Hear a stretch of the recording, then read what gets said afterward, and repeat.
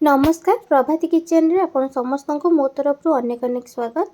आज मु आपन सहित शेयर करी आलूर गोटे रेसिपी जोटा कि अति सहज कम समय रे बनिबो ता सहित खाइबा को मध्य सेतिकी सुआदिया लागिबो। ताले चलंतु स्टार्ट करिबा आजिर रेसिपी।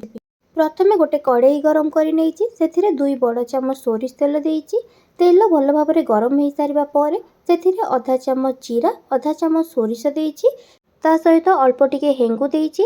हेंगु दबा द्वारा खाइबा डाइजेशन भल करने सहित खाइबार स्वाद बढ़ाई थाए। से अल्प टिके हिंगु देकर गोलई नबा परे सेथिरे गोटे बड़ साइज रो पियाज को काटिकी रखी चूना चूना करी काटी नहीं। एबे से पियाज को तेल रे देकर भाजी नौची। पियाजर कलर टिके चेंज होगा पर्यंत जितेबाला देखिए पियाजर कलर टिके गोल्डन कलर हो आसो से पर्यंत पियाज को भाजी नबा।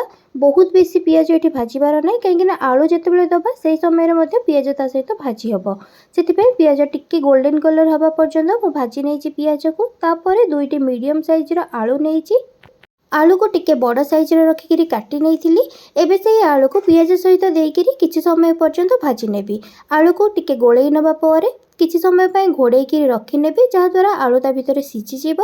मझिरे मझिरे ढांकुणी काढ़ी आलू को गोटे थर लेखा गोलई नौथिबे। प्रति 2 ରୁ 3 मिनिट रे गोटे थर लेखा आलू को गोलई नेबे।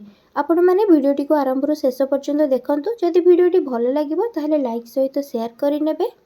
आउ जदि मो चैनल रे नुआ थिबे ताहले सब्सक्राइब मध्य करि नेबे। सब्सक्राइब करबा सहित पाखरे थिबा छोटो बेल आइकन को क्लिक कर देबे जहाँद्वारा मु नेक्स्ट जहाँ भी वीडियो अपलोड करिबी ताहार नोटिफिकेशन आपन को फोन को आसी जिवो एवं आपण जे वीडियोटी को देखि परिबे। मझिरे गोटे थर मु चेक करिथिले आलू सिझिलानी कि नाही। आलू सिझि नथिला भल से सेथिबे मु आउ थरे घोड़ेई नेइथिली।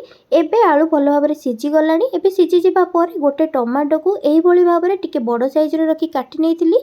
से टमाटो को आलू सहित देकर 1 ରୁ 2 मिनिट पर्यंत गैस को मीडियम फ्लेम रे रखिकी गोलई नबा।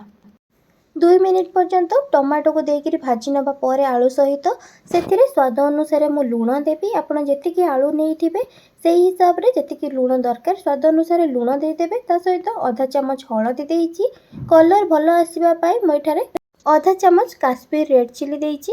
आपण को जदि राग अधिका दरकार थिबो ताहले आपण को हिसाब रे कम अधिका करी मध्य देई परिबे। मु सबु को लंका गुंड हळदी एवं लुण को सब भल भाबरे आलू सहित गोलई नबा परे एबे ए जो मसलाटा देइची सेथिरे मु धनिया जीरा एवं पानमधुरी को हल्का टिके भाजी नेकिरी ताको गुंड करिकिरी सेही मसलाटा रखिथिली। एबे सेही मसला करे गोटे चम्मच आलू रे देकिरी ताको भल भाबरे गोलई नउची। मसला सब को भल भाबरे गोलई नबा परे सेथिरे एबे गोटे कैप्सिकम को काटिकिरी रखिथिली। एबे से कैप्सिकम को आलू सहित देकिरी ताको भल भाबरे मिसेई नेबी जहाँद्वारा मसला सब कैप्सिकम आलू एवं टमाटो सहित भल भाबरे मिसी जिवो। आपण गोटे थर ए रेसिपी को बनेइकिरी देखंतु।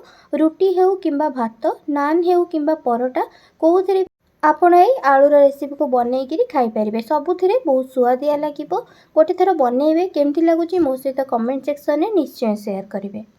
कैप्सिकम को दे सारिबा परे 2 ରୁ 3 मिनिट गैस को स्लो फ्लेम रे रखिकी ढांकुणी मो घोड़ेई नेइथिली जहाँद्वारा कैप्सिकम अल्प टिके हल्का सिझिजिवो। आमे कैप्सिकम को बहुत बेसी सिझेइबानी अल्प टिके सिझिजिबा परे ढांकुणी काढ़िकिरी आमे भल भाबरे टिके गोलई नेकिरी आउ 2 ରୁ 3 मिनिट पर्यंत गैस को मीडियम फ्लेम रे रखिकिरी भाजी नबा।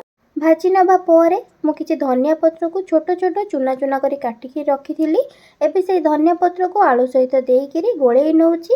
एबे आपणकर आलूर रेसिपी हेइकिरी रेडी हे गलानी। आपण माने गोटे थर एई भली भाबरे बनांतु। केमथि लागुची मो सहित कमेंट सेक्शन में निश्चय शेयर करिवे। आशा करूची कि वीडियोटी आपनको भल लागिथिबो।